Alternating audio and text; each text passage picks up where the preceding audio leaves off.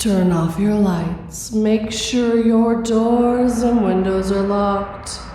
Things are about to get spooky.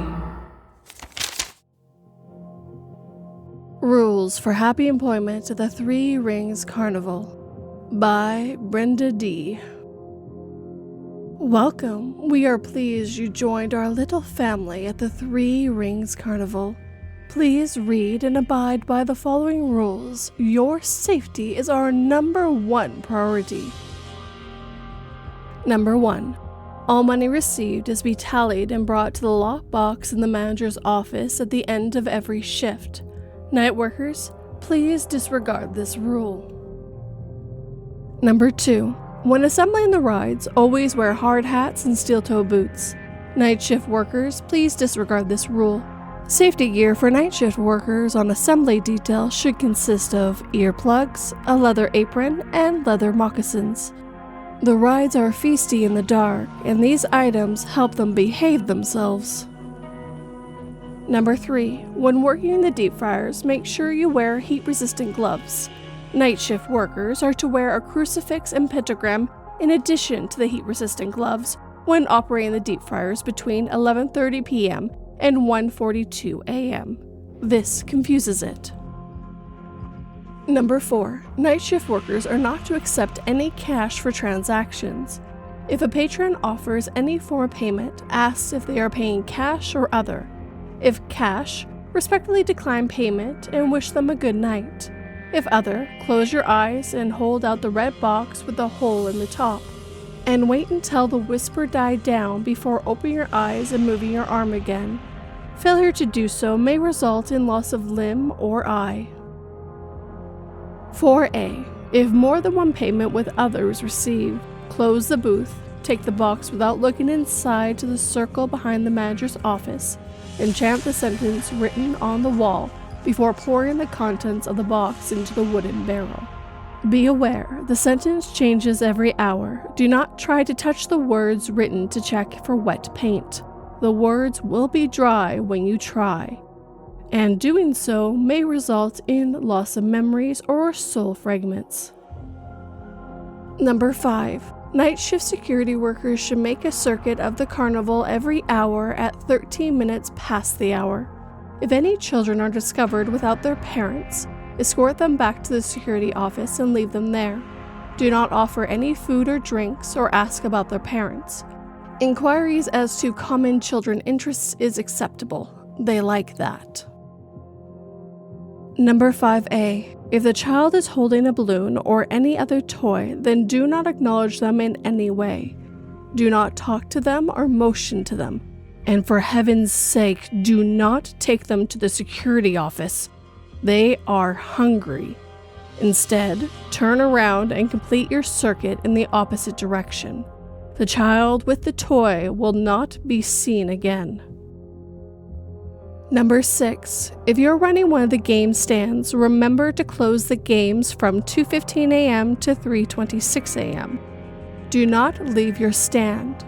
Utilize the wooden shutters. If you hear scratching or scraping at the shutters, rearrange the prizes for 30 minutes.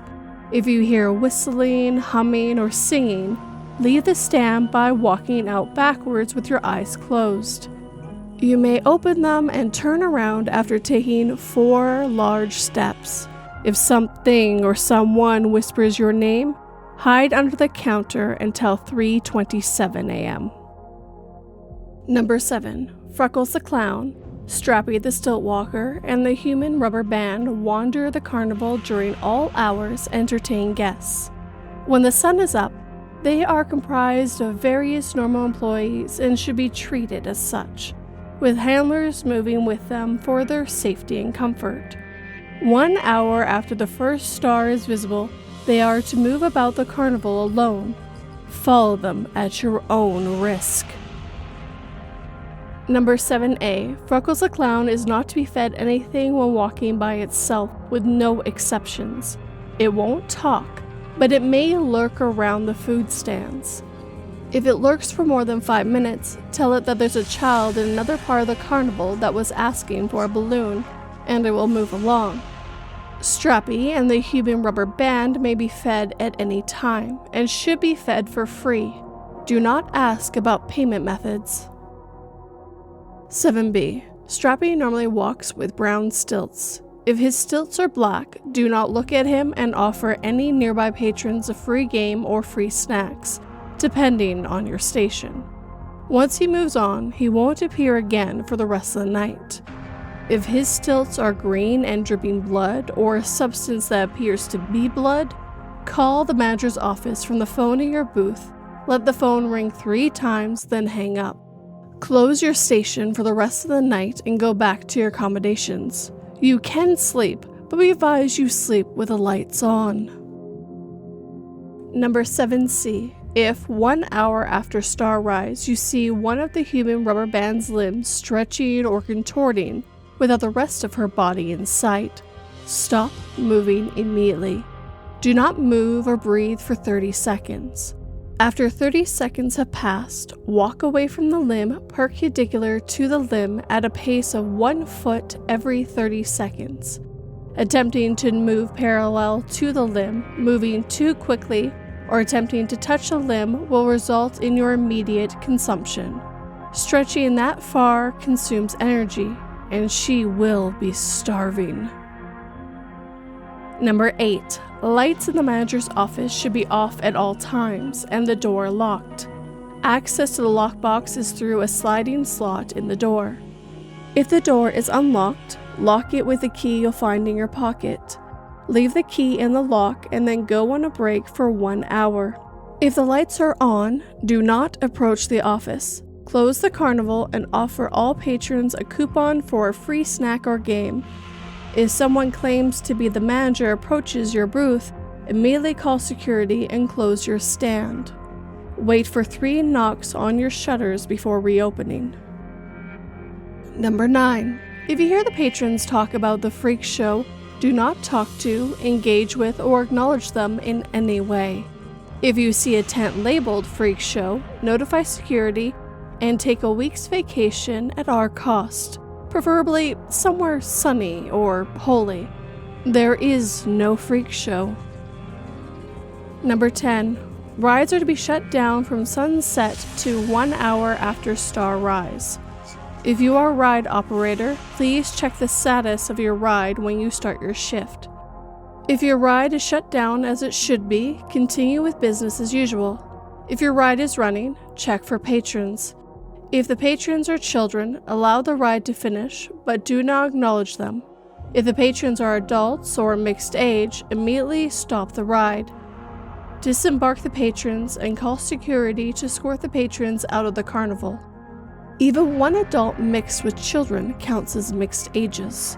If they stay, loss of and destruction of equipment will occur, and you will be fined body parts or fluids. Money is not an acceptable payment for fines, as the manager is very hungry.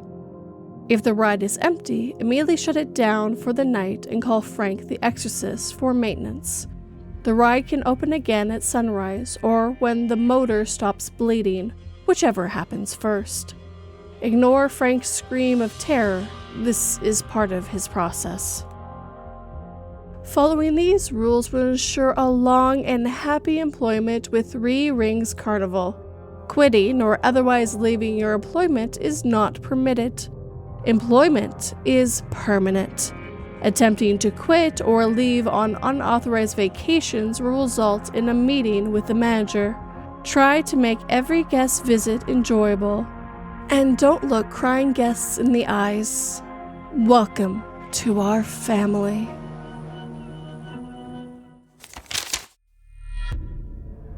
You want to trade places with me?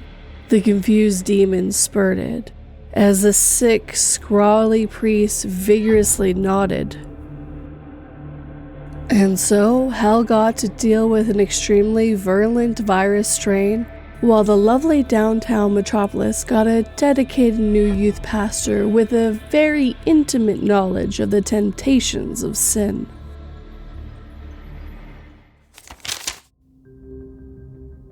The Best Beans by Sabrina Anderson. The best part of volunteering at a food pantry is trick-or-treating. I joined up to help people, sure, but I and everyone else on the planet would be lying if they said the old Halloween tradition isn't some sort of the most fun you can have with your mask on. Of course, we weren't going out for candy that night, but canned and non-perishable food. Still, the nostalgia pop from donning a grocery store costume and getting my strongest pillowcase is better than some drugs. We had paired out in groups of 4 and divided the city into groups of neighborhoods, then set out in vans and pickups to collect for the needy from those who otherwise probably wouldn't have given.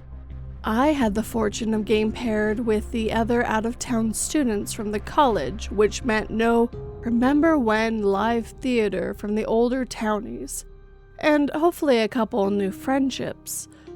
When we arrived in what was called Little Mexico by locals, the neighborhood kids were out in force. I felt like an idiot for a brief second each time we waited behind a pack of grade schoolers in my Assassin's Creed cosplay, catching judging looks from parents who clearly knew we were too old to be doing this. It all melted away once we explained our purpose to the tenant and got a collection of "oh wow" or "that's so sweet" in mostly broken English. A cheap ego boost for that fresh-faced 20-year-old behind that Enzo hood. It might have been one of the last houses that night. I could remember the sky being dark and my arms getting tired from carrying 2 sacks of tin cans for block after block. The people's generosity punishing our good deeds thoroughly. The gentleman who answered the door understood English perfectly, which was a relief. He motioned for us to wait, then returned with 1 can for each of us, placing them gently at the top of our bag before waving goodbye. On the label was the design for Great Values baked beans, but with a new text. Above the picture of the beans with arrow font reading, "Best Beans." Then in a little circle off to the top left was something that looked like the bastard child of Cyrillic and Kanji. I'm as monolingual as it gets, but I played with my language settings on my computer enough to recognize just about any script, and this certainly wasn't one I'd seen before. Paired with the somehow ominous sounding "Best Beans," and this should have set off alarm bells, but as a white liberal arts student, wouldn't be caught dead doing something culturally insensitive, so it went into the bag, then onto the shelves. I figured that the neighborhood being called Little Mexico didn't mean the man had to be Mexican. He could have been from anywhere, and so could his language. My next shift at the pantry was a week or 2 later. When you work anywhere for more than a month, you start to build relationships with the regulars, which is how I met Frankie. Frankie was 15, homeless, and if he had family, they clearly weren't in the picture. I had caught him turning the common room TV to professional wrestling once, and we instantly hit it off talking about favorite moves and wrestlers, until that topic wore thin, and I discovered Frankie was a bit of a foodie. As much of a foodie as someone reliant on free meals can be, that is. In an effort to see him smile more often, I would tuck away the more interesting donations so Frankie could get the pick of the exotic litter. That meant Frankie ate a lot of noodles. Every variety of spicy ramen, instant pad thai, and pre-dry flavor package had kept the kid together in one way or another. So he was always excited when my stash had something actually exotic. "Frankie, check this out. I don't even know what language it's in." The way he examined the can, like it could break or spring open any minute, was one of the many eccentricities that endeared Frankie to all of us. "Gotta say, didn't know other cultures had baked beans. It really seems like an American delicacy." That thought hadn't occurred to me. that the food I ate regularly may not have been commonplace around the globe. Yeah, well, the innovative allure of chunky brown water is just too much to pass up. Frankie smiled, tucking the can away in his messenger bag with the rest of his haul, then headed out. I'll try anything once.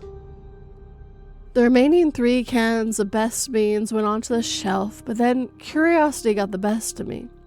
Worst case scenario, I got a day off classes with a tummy ache. Best case scenario, I enjoyed some top shelf baked beans.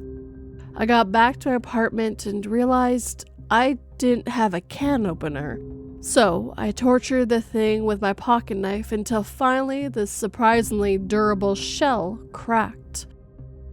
I'll try to explain the smell in the most communicative terms, but understand that the odor which slowly rose into my nostrils was entirely unique. The industrial scent of burning rubber mixed with a hint of that almost not there cucumber smell forged an unholy union in my kitchen and dissuaded me from taste testing. I tossed the thing in an outside dumpster and chuckled at the thought of discussing this with Frankie the next shift. 2 idiots who thought that was, in hindsight, clearly some kind of gag gif not meant for consumption looked tasty. Frankie wasn't at the pantry my next shift though, or the one after that. I was nervous going into the third that Frankie really had eaten it and got sick or worse. But as I was closing up, there he was, slumped against the side of the building in an upright ball. Frankie, where have you been, man? Are you okay? At the distance of 2 yards, I could still hear him panting slowly, carefully. He turned his head slowly to meet my gaze, and his eyes were those of a rabbit in a bush, praying that the wolf wouldn't find it. Shh. Harsh but still quiet as he turned back. I stood still and looked out at the parking lot where only my beat-up sedan could stalk him. A minute passed in the cold air. Frankie, are you on something, man? Nothing. Frankie, damn it! If you're in a bad way, let me help. I marched over and grabbed him by the shoulder, to which he reacted like I punched him, rolling to his back and tightening his legs to his chest. He raised one arm to protect his face, the other hand covered his eyes. Shit, man, can't you see it? See what? He looked back to the parking lot, then to me, appearing different. The wolf was gone. Nothing. I haven't been sleeping a lot lately and I'm just stressed. I freaked out a little. I'm sorry. Frankie rose and dusted his back. Is it too late to get some food? Technically, we're closed, but it's just me right now. Pinky promise you won't rob me, and you can have whatever you want. When Frankie had made his selection, I tore open a pack of Chips Ahoy's for us to share while we talked, first about wrestling, then his efforts to find work. Finally, I decided to pry. What's got you so stressed? He sat for a minute, chewing, and then without swallowing. I don't feel like myself right now. I feel on edge. Did something happen at the other shelter? He was not the type to let you in. You had to knock down the doors to find out anything about Frankie. When he didn't reply, I continued. Was it something not at the shelter? That was stupid. That had to annoy him. We enjoyed our cookies a bit longer before I inquired again. Did you end up eating those beans? Frankie shot to attention. Yeah, best beans my ass. Tasted like plastic without the decency to be chewable. I laughed. It probably was plastic, Frank. I think the old man was messing with us. I was still laughing and choked out a bit of cookie. Didn't the smell tip you off? Frankie threw up his hands. Now you tell me. You know I'm the type to get hungry and look at fermenting fish. Bad smells may as well be fresh baked cookies. Now we were both laughing, and minutes rolled past, but we were still laughing because Frankie ate the stinky beans. Suddenly, though, Frankie stopped and flicked my arm. Stop that, man. Oh, come on. You're literally laughing with me. No, the other thing. Now it was my turn to get serious. What other thing, Frank? What you're doing with your ears, stop that shit. He threw a slap at my arm. Frankie, I'm not doing anything with my ears. Are you sure you're okay, man? At an instant, Frankie grabbed at something behind my ear and pulled at air. He had cupped his hands carefully around nothing. Only he could see and examine it carefully, as though it would break or spring into something at any moment. From my perspective, it looked like he mimed dropping something before catching it as it bounced. Then he looked up and I had the worst look on my face. He eked out, Sorry, things have just been weird for me lately. I didn't need to speak this time because my glare was the key to finally opening his mind. He told me all about how he began seeing things, but that it was probably from being in and out of shelters so long. Even the sober start to tweak out from stress eventually. Then slowly rose and lurched out with the invisible item in tow. I swear he nibbled it. I slept awful that night. Even my dreams, my visions wouldn't stop spinning. On the way to school, I ran over a raccoon and didn't even register it for half a mile. Lunch was when things got really bad, and I kept repeating simple tasks like lifting the barren fork to my mouth without realizing I was doing it. When I couldn't focus on class, I just excused myself and drove back home. Coyotes were feasting on the raccoon now.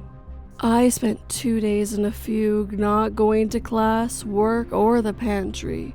Just lying on my couch and trying to keep down soda crackers with ginger ale. Until finally the fever broke, and I picked myself up off the couch and plugged in my phone. After getting a start on laundry, my device pinged with texts asking where I was, if I was okay, and then finally, what caught my attention, had I seen Frankie? Shelters hadn't seen him in weeks, and the pantry folks were worried something had happened. I organized some friends to comb his usual haunts to no success. We stayed searching until 1 a.m. every night through, until the news broke. Water treatment workers had found a body floating in one of their pools. Frankie. He was flayed open. I didn't want to know anything more. A life like this, governed by tragedy out of his control, being cut so short, is a tragedy all too common for homeless youth. The strange part is that no one knows how Frankie got into the pool because while the security cameras were working, they all showed every measure seemingly letting walk through. It was like he could see hidden workarounds to every obstacle. That's what the cops said. I called out of work, put school on the back burner, and the pantry didn't schedule me. I just sat in my apartment and stared out the window to the courtyard. Coyotes nibbled at nothing, and crows circled until they dropped out of the sky. Some of my neighbors had been pretending to hide in broad daylight, carefully stuttering across the open yard and stopping suddenly at random intervals. One started sleeping on dead crows. Another just opened his window to look around and whisper to the air. That's when a funny connection hit me. Crows and coyotes are scavengers. They eat roadkill sometimes. Raccoons eat trash. Frankie died in the water supply. We all drink water. This all started after he ate those beans. I've been subsisting off a bottle of water, but that ran out 2 days ago. I began to see lots of weird shapes around the apartment and other people. I gotta say, some of them look pretty tasty.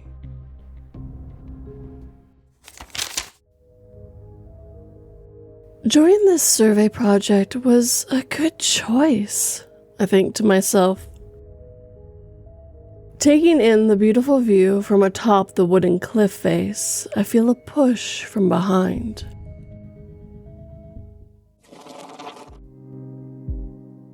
And with that, our time together is coming to an end. If you have a story you'd like me to narrate, whether true or fictional, you can send it my way 3 different ways. All the links are down below for you guys. And of course, I would like to thank the writers who let me read their stories this evening. That carnival definitely has some very strange rules to keep you safe, but the biggest one that definitely gave me a chill was the fact that once you're hired, you can never quit or leave. I think that is my worst fear, being stuck in a job and never actually having a choice to leave. And the best beans definitely turned out to be so much more different than what I thought a title like that would be. Oddly enough, that's probably the 4th time that I tried to narrate that story. Every time I tried to narrate before that, the first 2 paragraphs just wouldn't work for me. I'm not sure why. It wasn't that they were strangely written. My brain just couldn't get around it for some reason, so I had to give up. I'm happy I was finally able to get past it this time. It happens an odd time with some stories. It's the problem with having dyslexia and ADHD. Sometimes my brain just doesn't want to work. If you enjoyed these stories, hit that like button and make sure it feels it. If you're new, please subscribe and turn that pretty little bell to all notifications.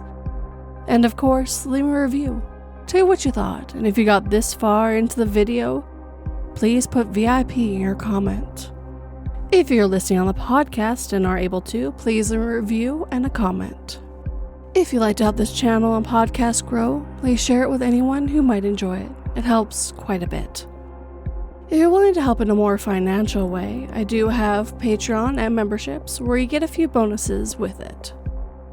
If you'd like to do more of a one-time thing, I do have PayPal, Buy Me a Coffee, and Super Thanks. All the links are down below, including the ones to my socials. But as always, guys, thank you for watching and listening. It always has and always will mean the world to me. Sleep tight and don't let 42 bite.